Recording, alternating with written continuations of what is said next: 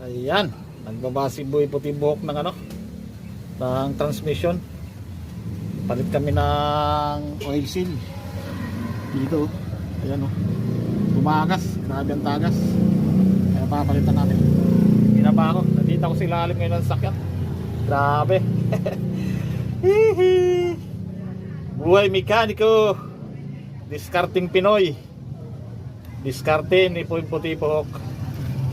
Enjoy lang, happy lang tayo. Pwede matulog basta din sila ng ano, sasakyan.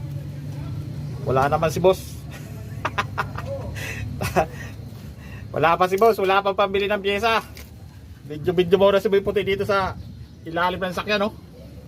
Ayan, no? Waskag ang kahimtang. Shout out. Ay, ano, Mats Mechanic, idol. Salamat.